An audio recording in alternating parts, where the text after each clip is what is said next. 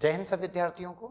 मैं आपका स्वागत करता हूं मेरे YouTube चैनल सीहोर वाले नरेंद्र वर्मा सर पर, जिसके अंतर्गत आज मैं आपके लिए पहली क्लास लेकर आया हूं हिंदी की। अभी सभी को पता है कि मध्य प्रदेश पटवारी की जो वैकेंसी है, इसके अंतर्गत बढ़िया जोरों शोरों से बच्चे तैयारी कर रहे हैं। और मध्य प्रदेश पटवारी की जो तैयारी कर रहे हैं, तो पहले आप लोगों को मैं बता देता हूँ कि पुराने धुरंधर है हम। 2017-18 की पटवारी पढ़ाई है और काफ़ी बच्चे सिलेक्टेड हुए थे कोचिंग इंस्टीट्यूट से। उन बच्चों को मैं आपको यहाँ पर बुलवाऊंगा जो 2017 के अंतर्गत पटवारी बने हुए हैं, चयनित हुए हैं। तो एक सलाह, एक राह के अंतर्गत तैयारी करना बहुत अनिवार्य है। जो पहली बार तैयारी कर रहे हैं उनको अभी उस चीज़ का पता नहीं, जो किताबें मिल जाएगी पढ़ डालेंगे, पर टॉपिक के हिसाब से अगर आप पढ़ोगे और जो हम पढ़ा रहे हैं चीज़ों को अगर आप लोग देखोगे तो आपको आसान हो जाएगा।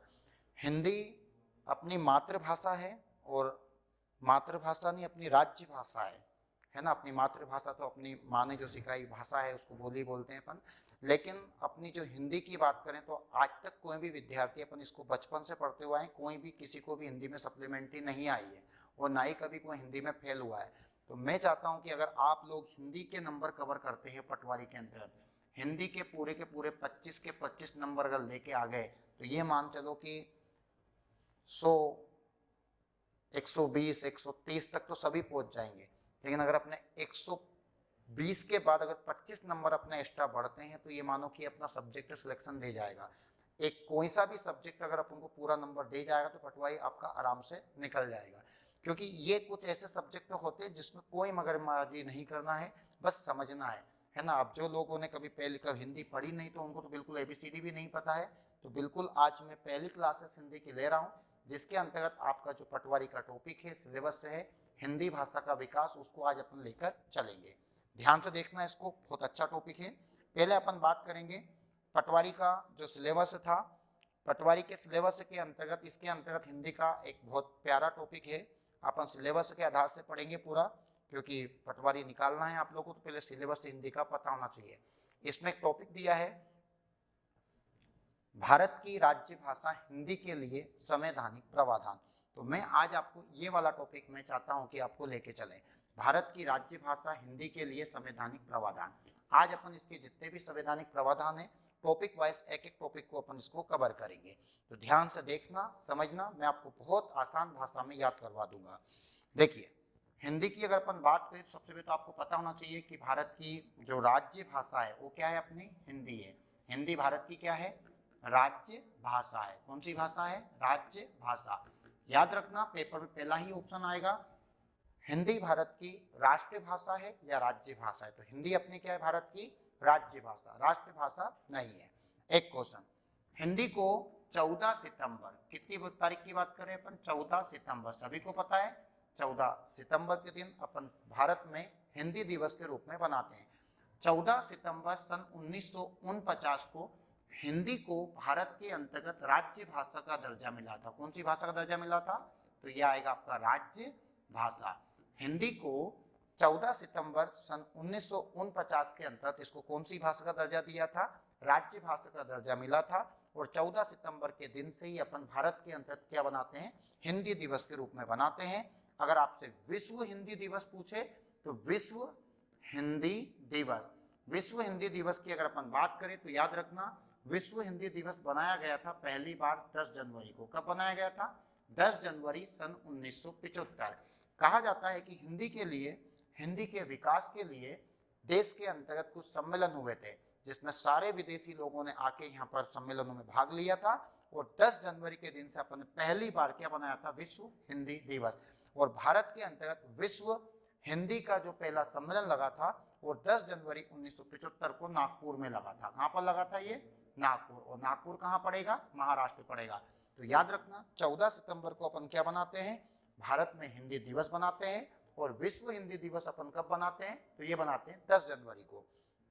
एक क्वेश्चन, जब हिंदी के अंतर्गत जब पहली बार हिंदी को अपन ने राज्य भाषा का दर्जा लिया था, तो कहा जाता है कि इसके अंतर्गत कुछ प्रमुख अपन ने अनुच्छेद ऐड किए थे। हिंदी में क्या जोड़े थे अपन ने, तो हिंदी में जोड़े थे अनुच्छेद जोड़े थे हिंदी में, साथ में अपन ने कुछ भाग जोड़े थे संविधान के अंतर्गत, और कुछ बनाई थी अपन ने अनुसूची। क्या बनाई थी, अनुसूची। तो हिंदी के अंतर्गत जो टोटल संविधान में अगर अपन बात करें तो संविधान में टोटल 395 अनुच्छेद है, 22 भाग है और 12 क्या है, अनुसूची है, ये सभी को पता है। तो इनमें से अपना हिंदी का अगर अपन अनुच्छेद देखें, किसका अनुच्छेद देखें अपन, हिंदी, तो अनुच्छेद में हिंदी का अनुच्छेद है 343 से लेके 351 तक जो अनुच्छेद है उसमें किसका उल्लेख है, हिंदी का। आज मैं आपको पूरे के पूरे अनुच्छेद बिल्कुल आसान भाषा में ट्रिक के साथ में आपको याद करवा दूंगा। भाग अपन देखें तो हिंदी का जो भाग है वो है 17 भाग है। अनुसूची देखें तो 8वीं अनुसूची, कौन सी अनुसूची आएगी, 8वीं। 8वीं अनुसूची में भी किसका उल्लेख है, हिंदी का उल्लेख है। तो आप लोग देखिए अनुच्छेद 343 से 351 भाग 17 अनुसूची कौन सी है, 8वीं, जिसमें किसका उल्लेख है, अपना हिंदी का उल्लेख है। हिंदी राज्य भाषा है, राष्ट्रीय भाषा, तो भारत की हिंदी राज्य भाषा है। हिंदी कितने राज्यों में बोली जाती है भारत में, तो हिंदी भारत के 9 राज्य और 1 केंद्र शासित प्रदेश में क्या बोली जाती है, अपनी हिंदी बोली जाती है। ये आपको याद होना चाहिए। सबसे पहले अगर अपन बात करें यहाँ पर तो मध्य प्रदेश और साथ में छत्तीसगढ़, दो तो ये हो गए मध्य प्रदेश और एक कौन हो गया, छत्तीसगढ़। यहाँ पर भी क्या बोली जाती है, अपनी हिंदी बोली जाती है। सभी को पता है कि मध्य प्रदेश से छत्तीसगढ़ अलग हुआ था 1 नवंबर 2000 को। कब अलग हुआ था, 1 नवंबर 2000 को। तो एमपी और छत्तीसगढ़ की भाषा क्या हो गई, हिंदी हो गई।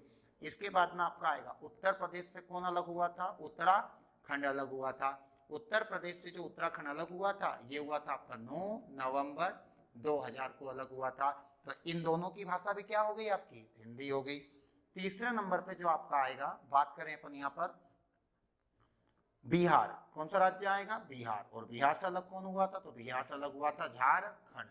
और ये आपका 15 नवंबर को अलग होता है, 15 नवंबर सन 2000 को। जीके का भी क्वेश्चन है, साथ में हिंदी भी अपनी याद होगी। 2 2 4 2 6 राज्य अपन ने वैसे याद कर लिया।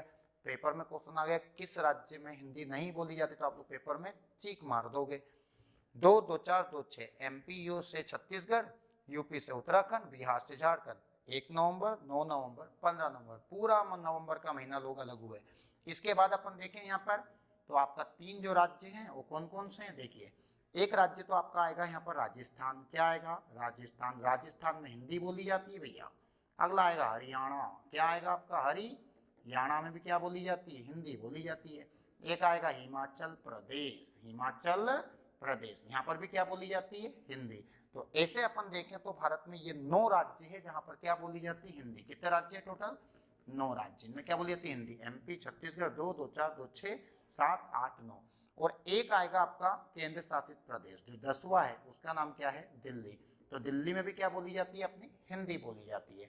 तो भारत में टोटल 28 राज्य और 8 केंद्र शासित प्रदेश है। तो इनमें से मात्र देखा जाए तो 9 ही राज्य और 1 केंद्र शासित प्रदेश है जहां पर क्या बोली जाती है, हिंदी बोली जाती है, याद रखना। अब संविधान के अंतर टोटल जो अनुच्छेद है वो कहां से कहां तक है, 343 से 351। भाग कौन सा है आपका 17। अनुसूची कौन सी है आपकी, 8वीं अनुसूची है। अब बहुत नॉर्मल भाषा में अपन संविधान के ये अनुच्छेदों को अपन अच्छे से इसको याद करने की कोशिश करेंगे। ध्यान